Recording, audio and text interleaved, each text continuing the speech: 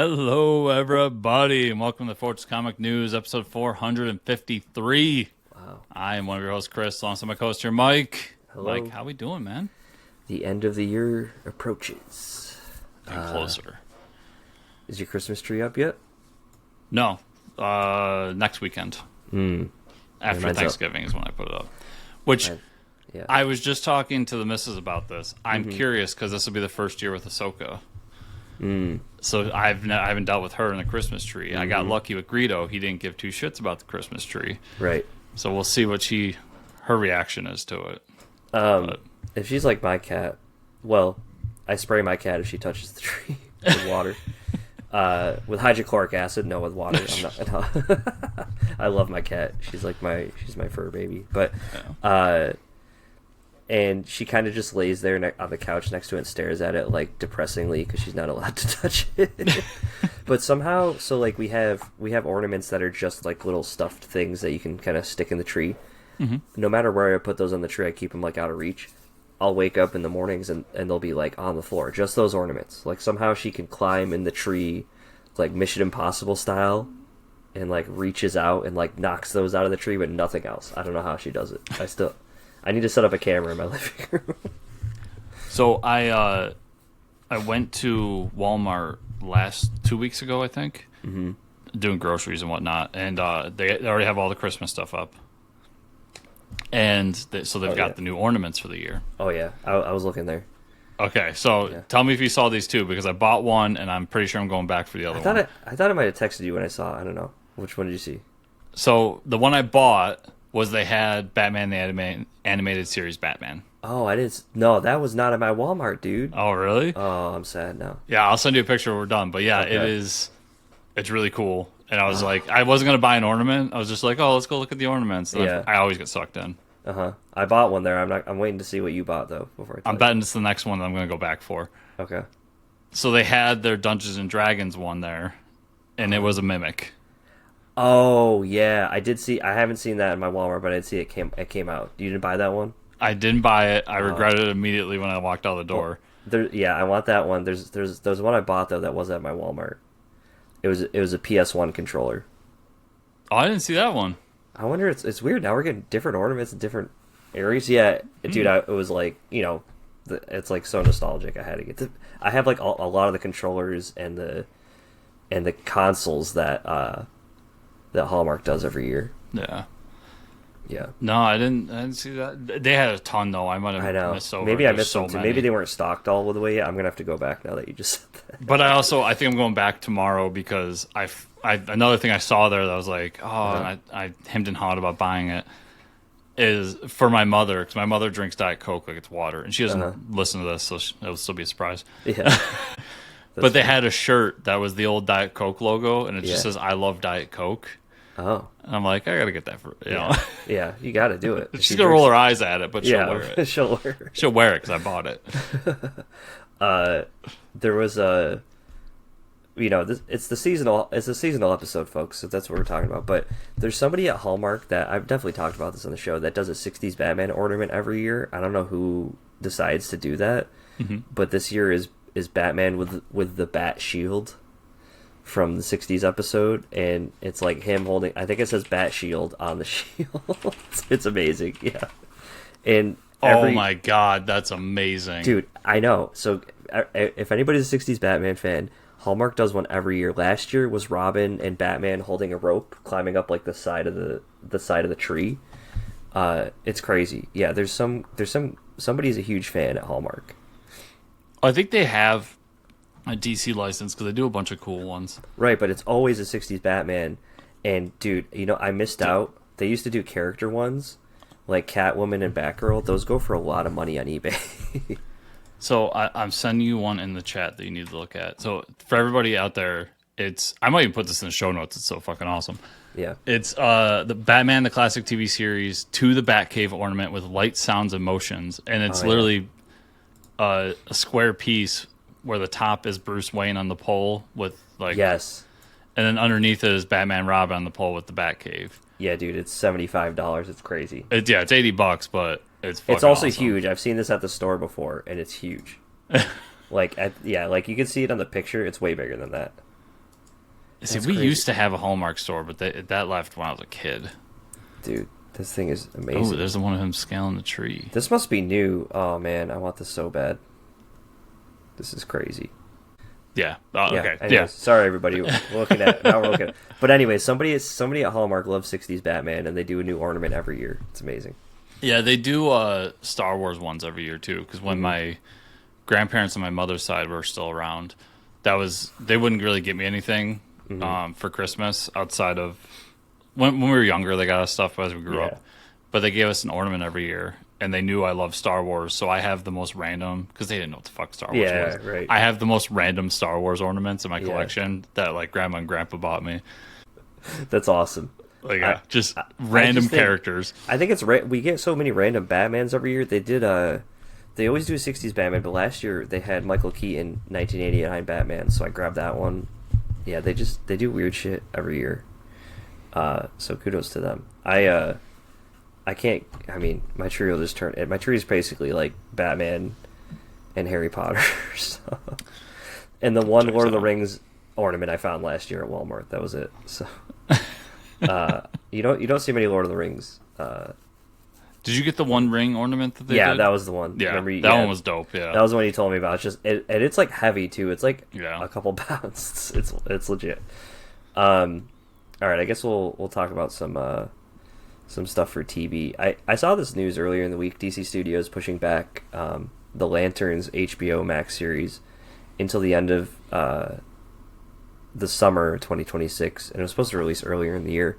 But honestly, I mean, I have faith in what's going on at DC, and if this means we're gonna get a better show, I'm not in a rush to get a Lanterns show. You know, like they really need to do it well because it's kind of got a bad rep right now. So yeah, we'll talk more about WB later, but yeah, there's so much going on at HBO and DC Studios that I'm curious why, because I'm pretty sure they've wrapped filming or are currently in the middle of filming maybe.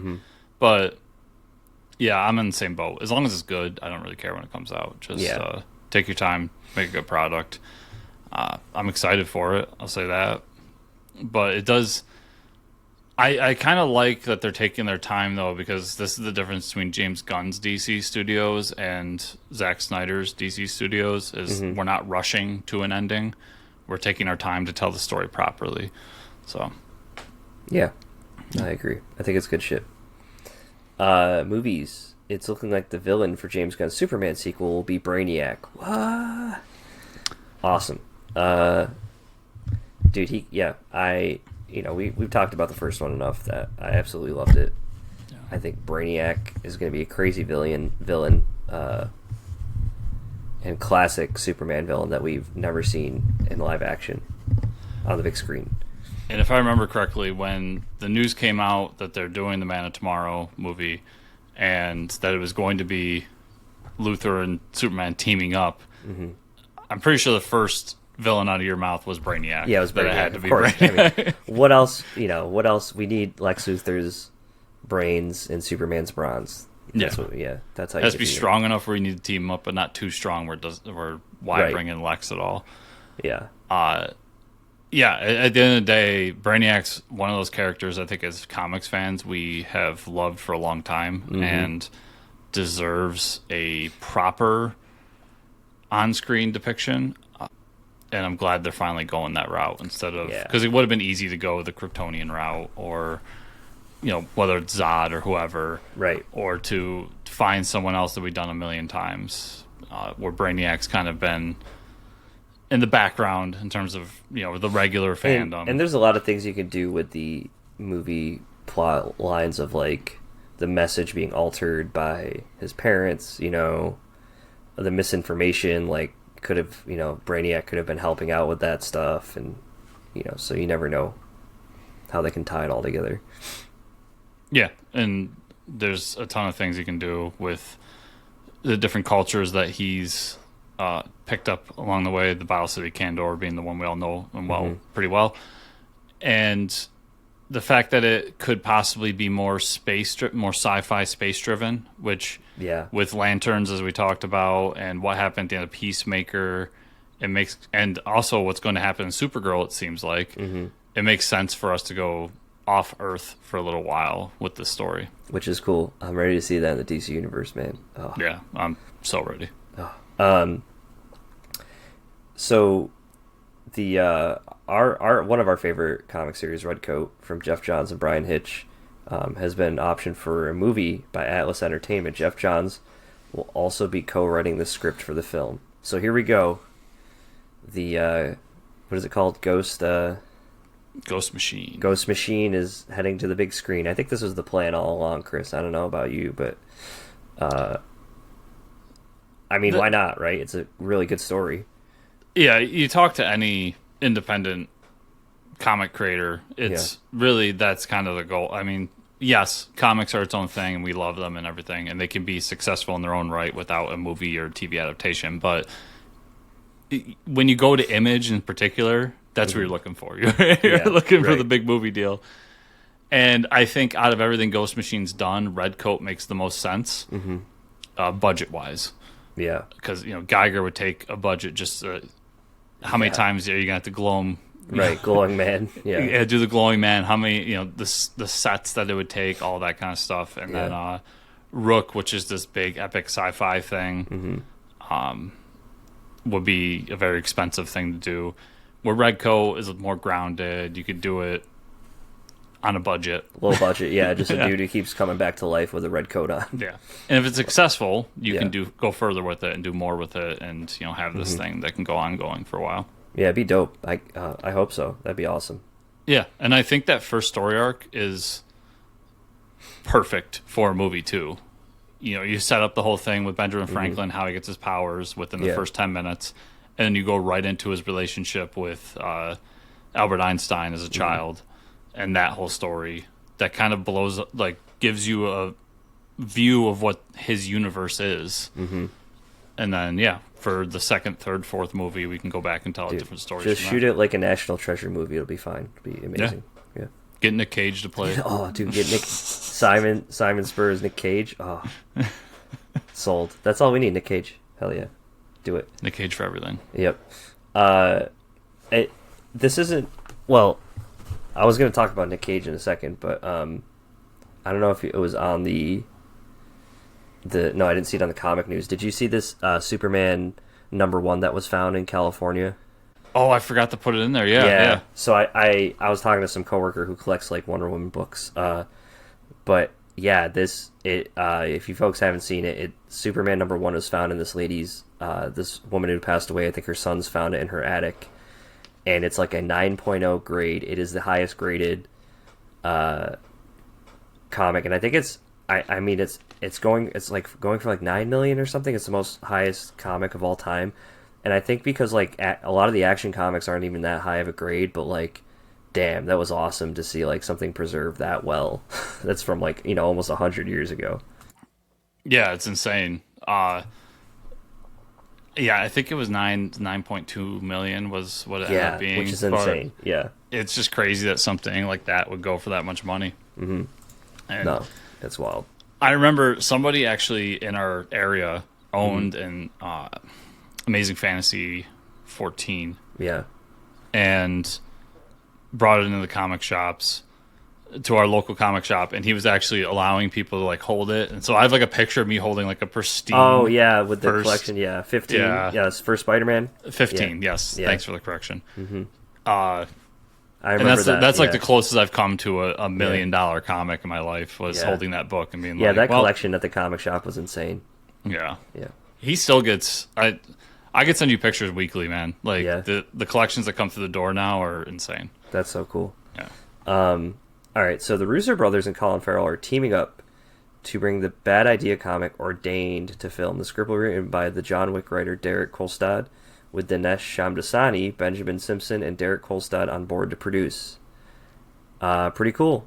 We had Dinesh on the show, so go back, listen to that interview. He's got a really funny story, I think, in that interview about Vin Diesel, if I remember. Yeah. This is a pretty good one. This is pretty cool. I didn't read all the Bad Idea books because of how bad of an idea they were to get their hands on them. Did you read Ordained? So I'll say right now, Bad Idea has they're still doing digital, which I still think is a mistake, but they are. I think they're going through Lunar, so anybody can get them now. They've gotten past that whole "let's be special" thing. I think that's to make a name of them. Mm-hmm. What's interesting about Ordained is that it's not out yet. Oh, lovely. I think the first issue comes out next month. Okay. That's so funny. It's not even out yet. That's great. Yeah, it's a Robert Venditti book too, by the way. Oh, okay. And Colin Farrell's set to star as the head priest. So I guess for those of you that don't know the story, it says that yes, he was ordained December. So. Oh, okay. So basically, it almost feels like Preacher to me, but he's basically a priest that gives a mob boss his last rites, and then the mob boss survives. So then they're trying to kill the priest so he doesn't, give up information or something like that. So yeah. It kind of feels like what Venditti has positioned himself as currently as a comic creator. He likes to make action comics. Yeah.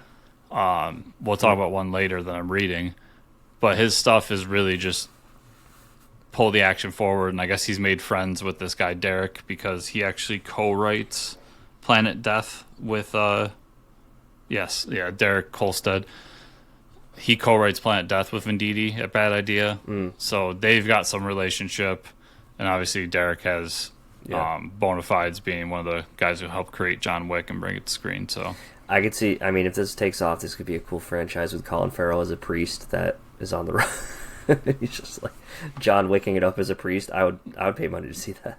He moves to a different town, accidentally gives somebody else their last rites. Yeah, just keeps happening. Hell yeah. I do like that now that Colin Farrell had that moment back in the day. Mm-hmm. You think Daredevil that time. Yeah. And he kind of went away and was a joke for a while. Mm-hmm. And him playing the Penguin has kind of resurrected his career as like a guy to look for. I almost feel like it started on True Detective. When True Detective came out, he was like on the upswing after that. Yeah. Yeah, because he was always doing kind of second or third lead roles. Mm-hmm. Like he was the guy behind the guy behind the guy. Yeah. And that, and there was another movie he did before that. He did the Irish movie that got like an Oscar. He started to get some Oscar nominations, I think. So yeah. He's kind of the example in Hollywood of like put your head down, go back to work, and it'll be recognized. Mm-hmm. The hard work. So I'm kind of happy to see him get more cool things to do because I think he's done everything the right way. And I'll take it back if anything pops up, but it seems like he's not involved with any weird shit. So it unravels every day, dude. Every day. Yeah, I mean, I say that, and tomorrow we get the story, but hopefully not. Piece of shit. Yeah. Who knows? As we've known, WB's being sold off by AT&T. Currently, Paramount, Comcast, and Netflix have put in a bid for the company. But the current controversy is if the Saudi royal family is involved with one or more of the bids. Yeah, and they have quite a bit of money to spend. So, there's a lot of things problematic with that. But I hope this is the thing that affects me, Chris, because one of the only reasons I care about HBO, WB. How's my DC universe holding up through all this, and will it be okay? So I'll throw out the rumor after I give my piece because the rumor, if true, just makes it even worse somehow. But I done a lot of soul searching since this has happened because I've always been the one of like when the whole thing with Call of Duty came out, and like the people in charge of that were being very sexist and maybe a little rapey and for sure. And I'm like, well, and I knew a lot of women that played that game. I was like, well, why support it? And they all kind of said the same thing, like, what would you do in that space? And I always said I wouldn't support it anymore. Like, But luckily, these things, at least in the bigger sense, like this, when the Saudis bought EA. Few others, like they haven't directly affected me in a way. I'm like, I'm cool with kind of wiping my hands with that stuff. This one's tough. It's not just DC. It's Harry Potter, dude. Yeah, it's Harry Potter. Lord of the Rings. Everything, yeah. It's Mortal Kombat. Like I went through the list with the missus the other day, and I'm like, it's so much shit that I love and is like a part of me. Yeah, that's crazy. That it is a lot more than just DC. Now that you put it that way, yeah. So I'll have a very hard time if they're involved. Hopefully it all works out and someone like Paramount gets it. I don't even care if a big giant conglomeration in the United States gets it. I just don't want Saudis to get it because if anyone doesn't know, just look up what they do to people, specifically gay people in that country, and you'll see why this is one of the things I do get up in arms about. It is no bueno. And then the way they can make it worse, Mike, is that apparently the Saudi royal prince really likes Zack Snyder movies. Oh no! And thinks that they should bring back the Snyderverse. Oh my god! Obviously, the way they handle their country is the worst part. But damn, we don't need that. We don't need that on top of it. I'll say the tiny cherry on top of the shit sandwich that would be this happening would be them being like, oh, this great DC universe that you're building, James Gunn. No, don't worry about that. We're gonna bring back Snyder and do the Snyderverse. Yeah. And then I gotta listen to the Snyderverse bros go on We told you. when they finally died. Yep. And I go back to having bad DC movies, or at least potentially. Maybe they're good. I'll give them a shot, but I don't have hope based on what they were doing before. And I do have hope now that James Gunn's doing a great job with those movies. So there's a lot of reasons to hate this idea. Also, I mean, just the fact that concerns me of like Netflix buying like less competition. You know what I mean? We're just heading back. We're heading closer and closer to just one streaming service. Well, no matter how this works out, it's less competition because Paramount's huge, and Paramount's, I think they're owned by Walmart. They've got some deal with Walmart. That's I know. crazy. Yeah, when you start looking into who owns what, it's insane. Yeah, Netflix is huge. Comcast is one of the biggest cable providers in the world. Right. None of these are small companies, but I think I got to cut my losses and say just any of them over the Saudis, please. Yeah, let's keep them out of it. Hopefully. And I'm not going to say that any of these companies are innocent of shit too, but I just throwing gay people off the top of buildings and maybe doing some shady financial practices, like there's a scale there, and I know where I fall on that scale. Yeah, there's it's not hard to choose right and wrong for that. Yeah, yeah. And then I'll just be sailing the high pirate seas for a long time. Yeah, that was my thing when this was coming out, man. I'm like, do I have to? Because my immediate reaction was, okay, I'm done with DC. Right. But then you really think about it, I'm like, am I never gonna read Batman again? Yeah. We're never gonna put Harry Potter on in the holidays. Yeah, I'm not gonna watch Harry Potter. I mean, that I own the DVDs, so whatever. Yeah, that's true. But yeah, like I'm not gonna support the next Harry Potter thing, dude. They're doing audiobooks, the Harry Potter books, that are all casted out, like Audible likes to do. Mm-hmm. I've been buying those. I know. There's a lot of things that are tough about that decision, but yeah. Harry Potter's got enough controversy around it. We don't need more. All right. Yeah, did you see the new Dumbledore? I mean... Yeah, I know. Could you imagine? Yeah. What the hell? Who's John...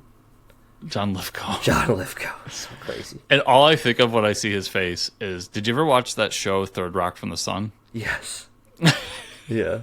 One of my favorite shows of all time. Just crazy. It's crazy. And Nick Frost is Hagrid. This I feel like it's going to be a fever dream. We're going to see a trailer for this, and it's going to, I'm going to think it's AI or something. Yeah. It's funny because I saw the things for because HBO Max has the Harry Potter movies up as part of their holiday collection. Yeah. And I was like, oh, I need to rewatch those. Mm-hmm. But I saw the picture of Daniel Radcliffe in the first movie, and he's a child in that movie. But to me, he still doesn't look like it because we're contemporaries age wise. Right. Mm-hmm. But when I see these new kids, I'm just like, they're infants. I know. Why are they so young? Yeah, why do they look so young? Yeah. But they're the same age. Yeah. Yeah, I know. Yeah, in my head that's the same, but it doesn't make sense. Yeah. It's the fact that I'm older. I do think it's cool. I don't know if you've seen some of the screenshots, but it's going to be age appropriate. I mean, era appropriate. So you see the Dursleys are wearing an 1980s workout suits and stuff. So it's the first movie is going to take place in the 80s, and it's going to feel like 80s, which is cool. That's good. I think first season, yeah. Yeah, I think to bring it to modern day would be a mistake. Yeah. Because it would take away a lot of the mysticism of the movies, of the story. Yeah, for sure. Yeah. Comic news. Marvel announced another Marvel DC crossover, and this time it's a Marvel / or Marvel Unlimited Infinity Comics exclusive. It's available right now. The one shot is titled Marvel DC Thor Shazam, #1 from Al Ewing artist Jethro Morales. I'll actually talk about it because I read it. So yeah, really surprised. I do love being surprised, getting hit with surprise crossover comics digitally, and I read them. They were okay. Do I think they're worth the price of Marvel Unlimited entry? No, but they're definitely fun comics. So I'll say that. I'll say I was surprised by this. Yeah. I'll also say that, and I'll repeat myself later, this won't be digitally exclusive for long. No. We'll get the announcement of the print edition. There's no way. There's too much money to be made. But I like the best thing about it is we're getting more DC crossovers, and hell yeah. Yeah. I think and awesome. I'll share at the end of my thoughts for the next, because DC version of this is coming up later in the notes. So, Marvel announced a new crossover comic titled Planet of the Apes versus Fantastic Four from writer Josh Trujillo, artist Andrea DeVito. Worlds collide. Marvel's first family finds himself stranded on Planet of the Apes when his history as Fantastic Four crosses paths for the very first time with Cornelius, Zira, Ursus, and of course Dr. Zaius. But they won't be going alone. Familiar foes from the Marvel Universe have set their sights on Ape City, setting the stage for a battle royal that fans soon won't forget. So this is the old school ape stuff, right? yes. Okay, you're super pumped for this. I'm pumped, and I was pumped. I was doubly pumped when this was announced, because all I could think was, Mike, they got a little bit of chocolate in your peanut butter. I know, they did. So I'm like, maybe I should read this one. I don't, like, somehow I think it's the retro sci-fi fits so well together with Fantastic Four and Planet of the Apes, like that setting. It just makes so much sense. And Planet of the Apes, when it was with, I believe, Titan Comics, I could be wrong about that, but they used to cross over all the time with different stuff. It was with IDW. When they were with IDW, because I have a bunch of these crossovers. There's a Planet of the Apes Star Trek crossover. Hell yeah. There's a Planet of the Apes Green Lanterns crossover. Oh yeah, because Like, they did the DC Star Trek one too. Yeah. DC and IDW are working together on a bunch of stuff. So it's a really cool IP for crossovers. For me, anything Planet of the Apes I'm there for. I was just so happy to see it was Fantastic Four, because I knew it was something that me and you would be going back and forth talking about. That'll be pretty good to read for sure. Yeah. But I'm excited for this. I think the 20th Century Comics division that Marvel created is been doing some cool stuff. And with the Predator alien stuff. Yeah, they've really taken like a good effort to do stuff. And even they haven't done a ton. I'm happy they haven't done a ton of Planet of the Apes stuff, but what they've done has been pretty good. So yeah. Marvel has announced a new creative team for Daredevil, Chris. Crazy stuff. And a new #1. The writer will be former guest of the show. I want to say we were here first, folks, when, Stephanie was giving out her hockey book at a con. In Buffalo, New York. Buffalo, New York. Now Stephanie Phillips is going to be writing the ongoing Daredevil book. That is crazy. And with artist Lee Garbett. Good luck getting her back on the show ever again. Yep. You can bury the bodies, but never the ghosts. No, maybe she'll come back.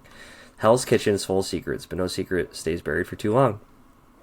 Fearsome new she's making her own supervillain now, named Omen, has targeted Matt Murdock. It'll be his alter ego Daredevil, who takes the hits. But beware, the mysterious new player isn't all that they appear. A secret Daredevil will have to learn quickly as he scrambles to settle into a life and status quo we've never seen him in before. So, yeah, this is sick. That cover is sick. Stephanie Phillips writing it, I think, is such a cool idea, and good for her. Hell yeah. Yeah, that Lee Garbett cover gives me so much hope for the interiors. Yeah. I thought the last Daredevil that just wrapped up a month or so ago with Saladin Ahmed was just okay. I thought he had a cool idea, but he didn't execute it as well as I know Ahmed's capable of doing, because I've seen him do a bunch of cool stuff in the past. So it's kind of nice to have a new creative team. And it's really nice for Stephanie Phillips to be on it for me, because she's been on books and characters that I don't care for. Right. For a long time now. Going from, remember when she was doing Harley Quinn? Yeah. And then she went over and the Phoenix, and she's doing She-Hulk, and just characters that I don't read. Like C-list stuff, too. I wouldn't even say that. Just stuff Yeah. that's not for me. Mm-hmm. And to have her on a book that not only am I going to get no matter who's picking it up, because I love Daredevil and I always buy Daredevil books, but a book that is known in Marvel to be the book that people can kind of take chances on and be just on the radar to like be seen, but just under the radar for editorial to leave you alone is really cool. So I'm happy to have a Stephanie Phillips book back in my pull list. Yeah, that's awesome. It's really cool. Yeah. Good for her, man.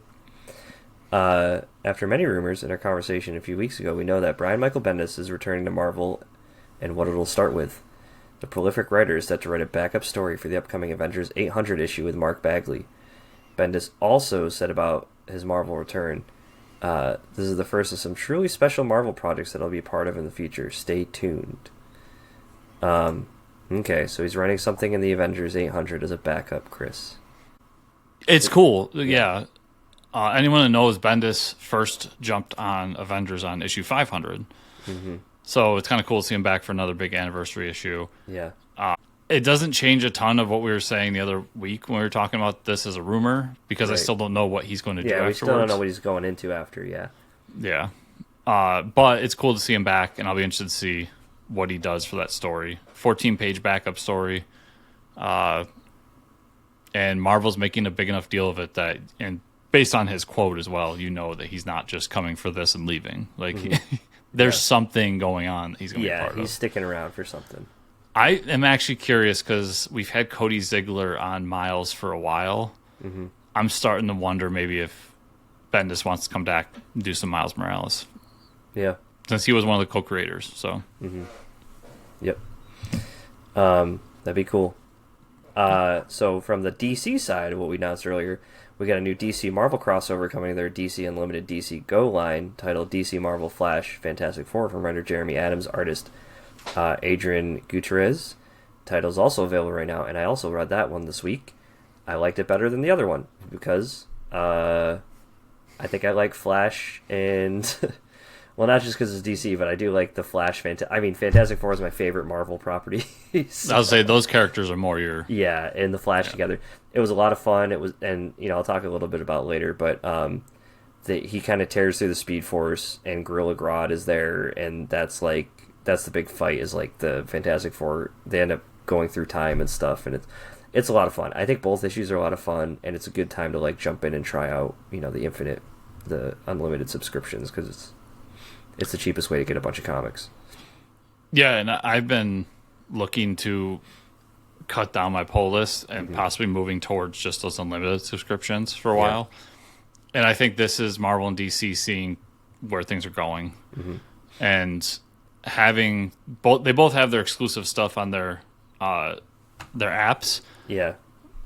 But to do this, even though, like I said earlier, they will 100% be printed at some point, to do this is really a big exclamation point of this is the future. This is what we want to do. Like, this is where we want things to go or where we think things are going, and to try to get people to check it out. So it's interesting. I'll say that. It's interesting that they did it. I would love to be a fly in the wall on those contract negotiations and how all this worked out. Yeah, there's got to be something crazy. Yeah, I also really... Because we knew more were coming. Is it going to be this? Is it going to be all these digital ones moving forward and later get printed? I'm just so curious on how this is all going to move on going forward. Yeah, because I almost feel like we lose something with these digital first. They always... I don't know. It doesn't seem like it's not held in such a high regard as a printed comic first. It doesn't have the big pop that Batman, Deadpool, and Deadpool. Yeah, Batman and the way the art and stuff goes, it almost flows more for the online thing, which is it's not the same. Yeah. So, Mad Cave Studios announced a new series titled Barbarian Behind Bars. I love the alliteration. From writer Elliot Kalan and artist Andrea Moody. Who is the mysterious muscle-bound warrior who came to our world in a storm of magic and violence? That's what public defender Irene Chang wants to know. This guy came out of nowhere, doesn't speak English, and now he's supposed to help him beat a murder charge after he chopped up some other weird dude's head off with a magic axe in broad daylight. Of course, he might not live to go to trial, but the enemies he's making in prison, with all the enemies he's making in prison, good thing that cellmate grills a mean cheese sandwich. Barbarian Behind Bars is a fight-packed fantasy prison thriller you didn't know you always wanted. Wow, now that is an archetype that I never thought. The covers are pretty hilarious. I mean, this sounds really interesting. I'll probably end up checking this out. The watercolor and art is definitely a weird choice, but I think I mean it's Andrew Muti's style. That's definitely kind of what he does. Yeah. The second cover is so funny because I could see that like on the side of a van. Oh hell yeah, it's awesome. I love barbarian stuff. We talk about barbaric all the time. I read Conan the Barbarian stuff, so I'm down for it. But it also mixes some cool other genres like crime, for instance. Mm-hmm. And with it, this is one of the most unique books I've heard about all year, I think. Like, just the premise is one of the most unique, inventive books I think I've heard of all year. So, shout out to Mad Cave for taking a shot on it. I know Elliot did that book, Manic of New York, for them. And he's done some stuff for Marvel and whatnot. But I'll be very interested in this book when it comes out to check it out. 100%. So, yeah, it's awesome. Yeah. Another interesting book from Mad Cave Studios announced a new series titled Florida Hippopotamus Cocaine Massacre. Insane, and the art is even wackier. It's by Fred Kennedy, artist James Edward Clark. The interiors are insane. There's so much detail, and it's just so crazy. Disco Hippo Wonderland is the #1 amusement park in Flamingo City, but few realize its corpulent owner, Jans Muir Discow, is about to release the most potent drug ever created, Coke 45. Fortunately for humanity, Agent Clark Nebraska is on the case. Wow. She'll bring down Discow come heck or high water. That was the plan until her undercover agent, Tico Senecoza, was captured. And before she can rescue Miguel, Tico's sexy loose cannon of an older brother, beats her to the punch. Storming into the park with bullets flying, Discow panics, dumping the Coke 45 into the hippo enclosure, letting them loose in the park. Before fleeing into Wonderland's tunnel network, Nebraska's plans are totally off the rails. Things get worse when marijuana smoke-fueled hurricane drowns the park in torrential rain. Now it's up to Nebraska and Miguel to create an uncomfortable truce to bring Discow down before he escapes. Crazy. This is like some... You know, this reminds me of like... oh my god. The guy who's doing Lucky Devils. Charles Soule? Yeah, his book... God Hates Astronauts. That's what. That's the artist book. I'll get it for you. One second. But that's kind of what this story feels like, a wacky, wild adventure story. Obviously, this one doesn't take place in space, but it's got cocaine hippos. So, what more could you want? Ryan Brown. It seems like a Ryan Brown book. Yeah. I was sold at the title. Yeah. Don't tell me anything else. Yeah. At the title, I was just Florida like... Hippopotamus Cocaine Massacre. Yeah. That's it. But that's like when Cocaine Bear came out. I was like, don't even know anything. I'll watch this movie. Yep. Hell yeah. That's it. I got the 2 descriptors I needed. I think this is great for Mad Cave because this is like a branching out for them, I feel like. I think...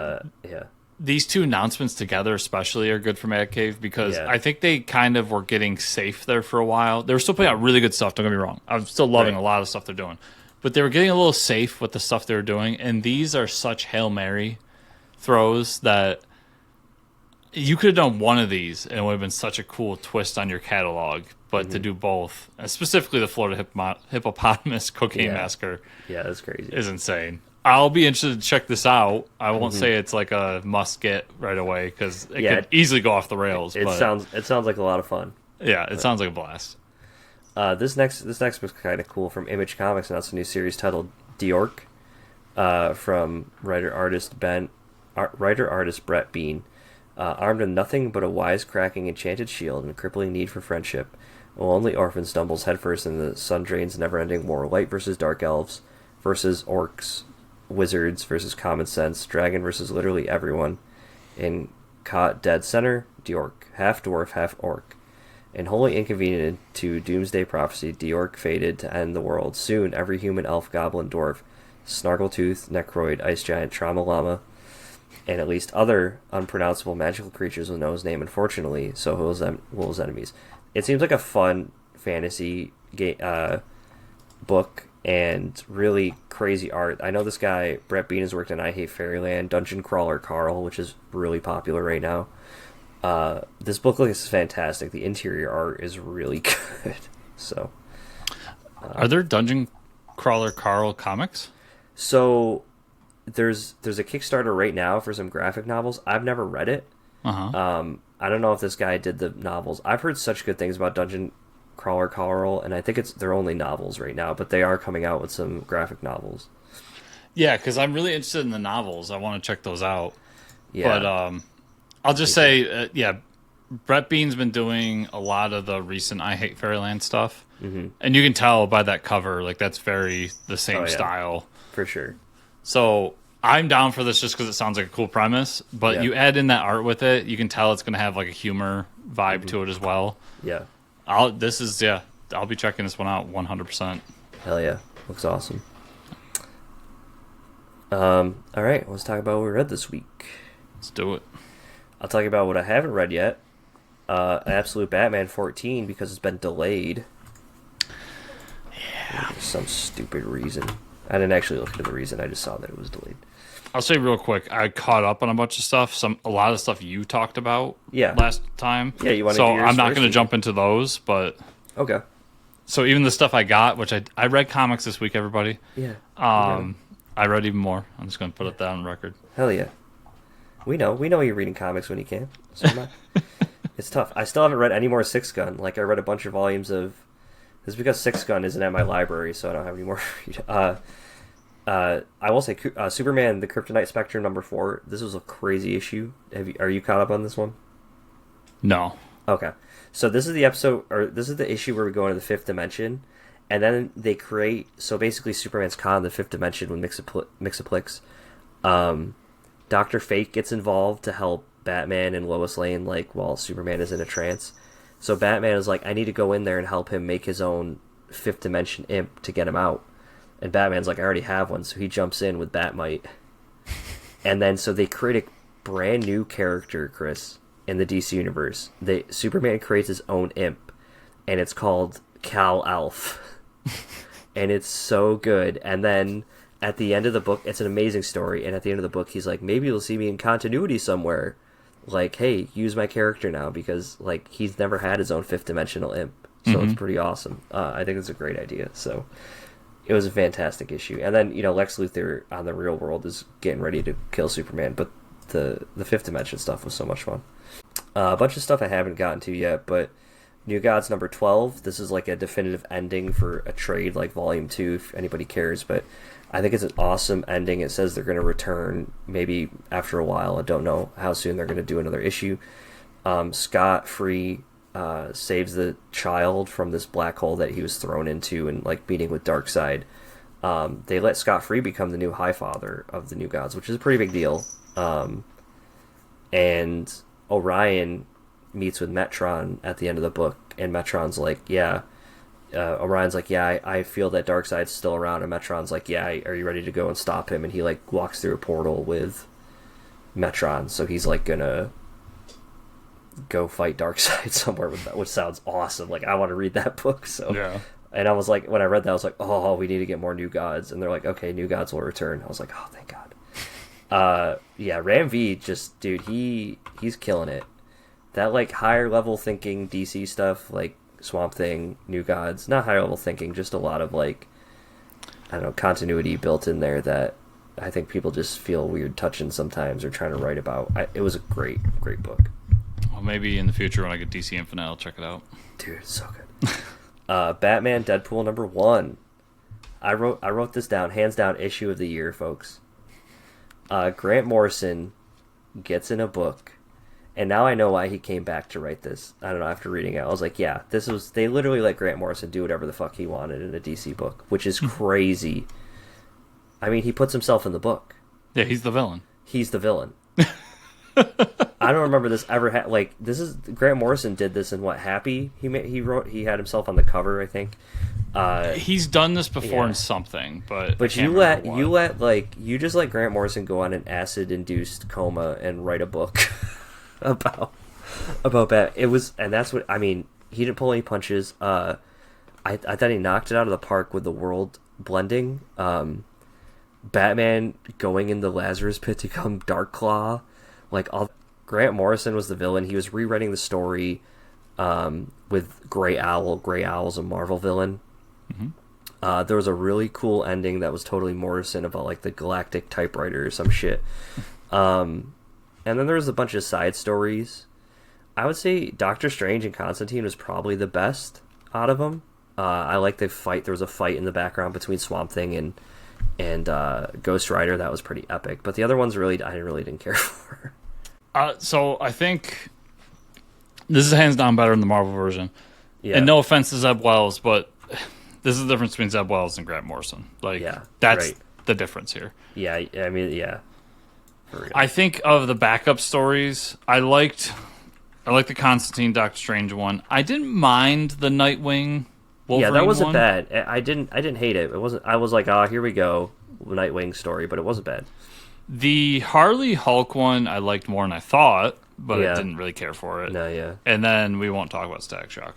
I didn't even. I got to the Static Shock Kamala one. I was like, no. It's whatever. But I think as a whole package, it was much better than the Marvel one. I think for me, and this is just my personal upbringing in comics and my personal taste, but of the backup stories, I still like the Kevin Smith Daredevil Green Arrow one a little as my favorite, but I thought these were all great. Yeah, definitely just one of the best books I've read all year, without a doubt. Nice. So, and it's got, I mean, you didn't even get into, it's got Daredevil. It's got Deadpool killing Mickey Mouse-esque ninjas. Yeah, that was awesome. It all takes place in like a dreamscape. Yeah, using Batman plot armor to get him killed. Like the amalgam between Batman and Deadpool at one point. Like there's, what my favorite thing about he did with Batman that Zeb Wells, Zeb Wells fell into the trap. Zeb Wells did the Batman reacting to Deadpool, where Grant Morrison's Batman just didn't react. He just stayed Batman, and he was like, have you just been not listening to me? He's like, yeah, I'm not listening to you. Yeah. His villain is literally the Joker. Like, he doesn't need to give Deadpool any mind. Like, yeah, he's like, my arch villain is the Joker, and I've been raising teenage Robins for my entire career. Like, I can just ignore you. Yeah, exactly.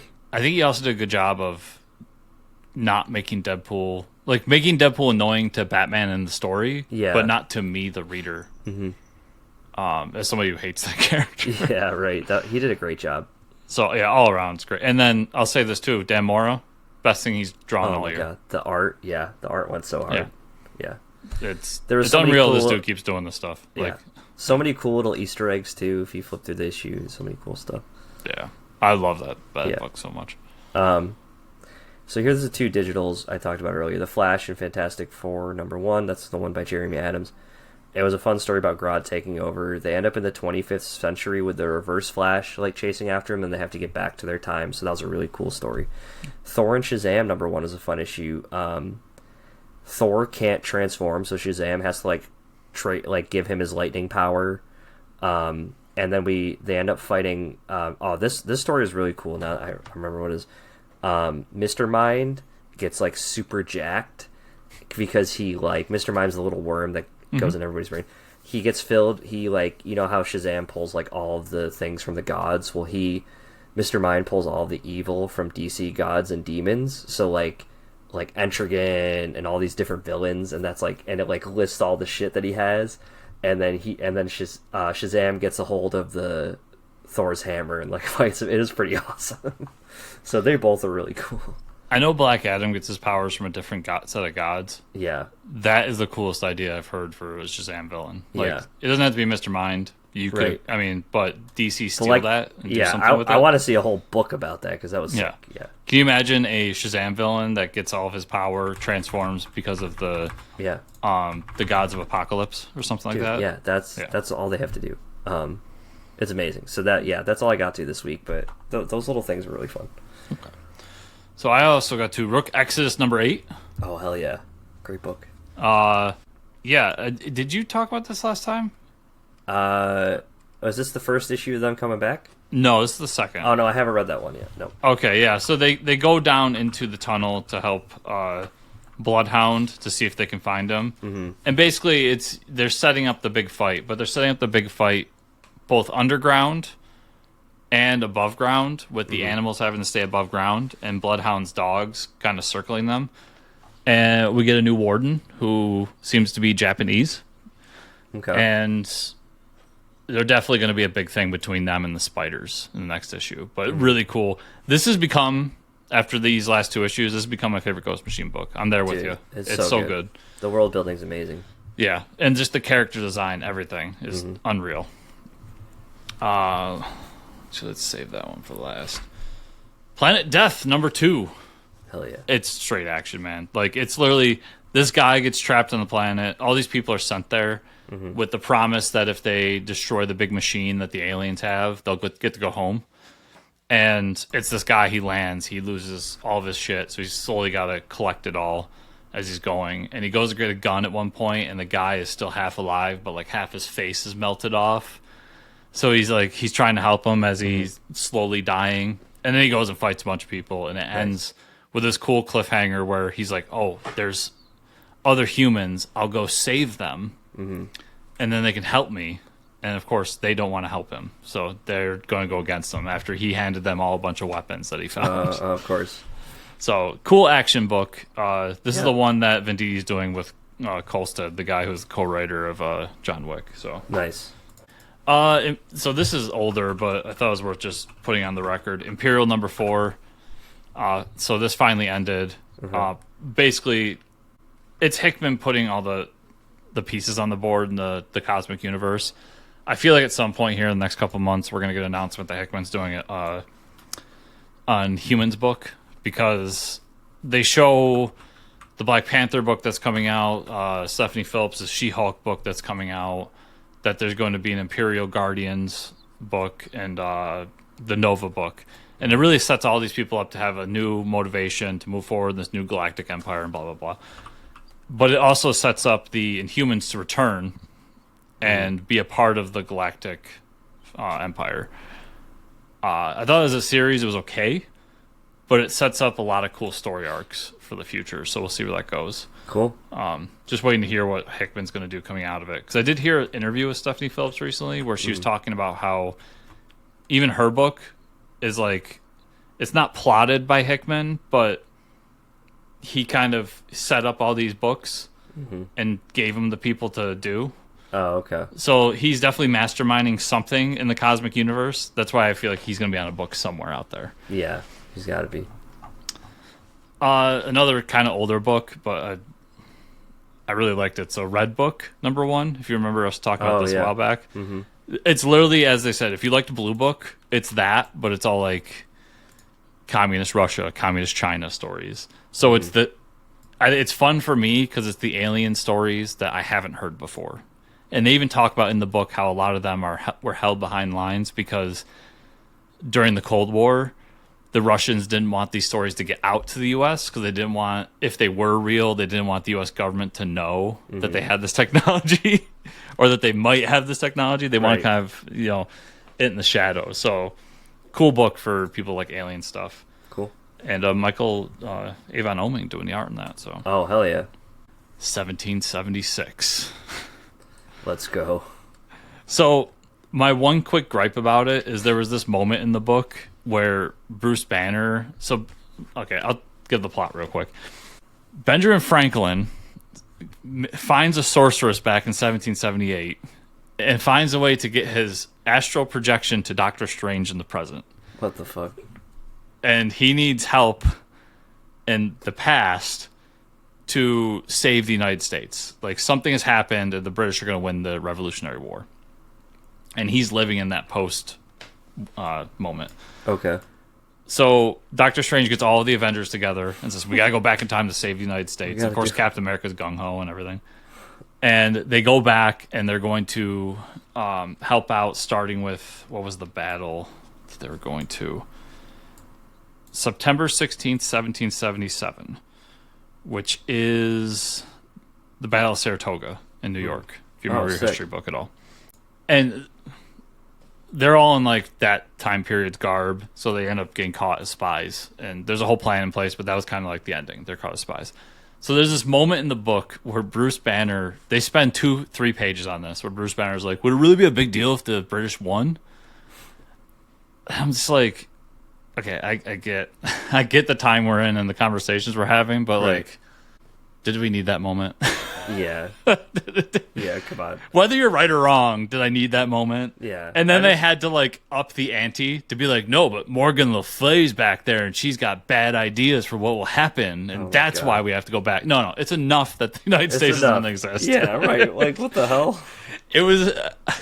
I'm sure that some people, it depends where your politics lie, but for me, just as a story, I was like, this took me out of the moment for this people in England reading it were like, oh, hell yeah. Yeah. Like, no. It's like, it's enough that the United States doesn't exist. Yeah, like, that was enough of motivation. I don't even, like, Bruce Banner's one of the smartest guys in the world. Like, I don't even know how you justify that. And they try, and it's Straczynski writing it, so yeah. I've always kind of had a with his writing anyways. Yeah, sometimes he does some crazy shit. Yeah, and he has this moment where he's like, well, as a scientist, I have to ask about both. No, dude, we know what you're doing. No, you don't. We know what you're doing. Straczynski doesn't know anything about scientists. Scientists aren't asking those questions. No, that's not a science question, dude. Well, I guess, I mean, that's almost like in every Alien movie where a scientist breaks quarantine protocol. That's literally how all of them start. You know what I mean? Mm-hmm. It's like, oh, so you immediately go through PhD doctorate level training, and you go out into space and you forget everything you know and you contaminate the whole ship. There is one good moment that came out of that, though, because as Bruce is like asking the question and they're having the conversation, it's Steve who's just like, no. It would be a bad thing. Yeah. And it was so in character for Steve. I was so happy to see it. Oh, that's so funny. But they could have spent more time in the past in this issue kind of setting things up, as opposed to only spending a couple pages. But yeah, that's lame. I enjoyed it, though, as a whole. There's just that one little moment I was kind of like, yeah. And then, Mike, One World Under Doom, number 9 came out. Yep. So in the last issue, Doom killed Valerie. Okay. And this is Doom. It literally opens up with Doom telling how, like, he's never loved anybody before, and she was the first person that he loved. You know, it's his goddaughter. It's somebody, the only person in the world Doom respects. All these things. They spend like half the book doing this, and it's all to set up the fact that Doom now has decided that it doesn't matter. He needs to save her from his own mistake. Yeah, and he ends up going to different cosmic entities to prevent what he did. And I gotta pull up see exactly who he went to again. But yeah, he ends up with the Living Tribunal. And he makes a pact with them. Okay. And it saves Valeria's life. But Doom has to pay the consequences of that pact. And what we end up finding out is that Doom sacrificed his Sorcerer Supreme, his kingdom, and his life. So at the end of the book, Doom is dead, and Reed Richards has the Will of Doom. Which we now can say that the next issue, the one-shot, the Will of Doom, is about the actual will of Doom. It was a fucking amazing ending, dude. Nice. Like they wrote it so well. They went from a big action sequence in the last issue to this poppy moment to this really heartbreaking ending that works as well because technically the Avengers didn't defeat Doom. Right. So that's cool. Yeah.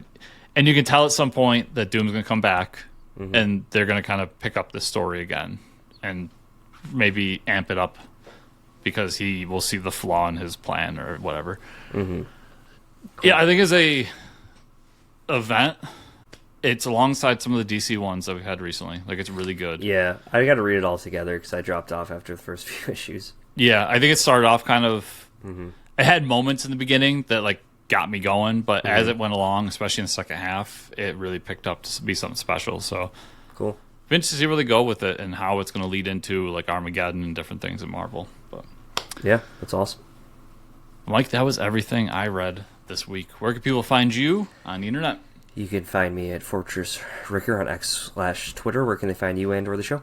You can find me on social media, whether that's X, Blue Sky, or whatever your social media choice is, at Fortress Chris. You can check out my Substack, which is chriscomicscorner.substack.com. You can find the show on social media at Fortress Pod, as well as fortressofcomicnews.com.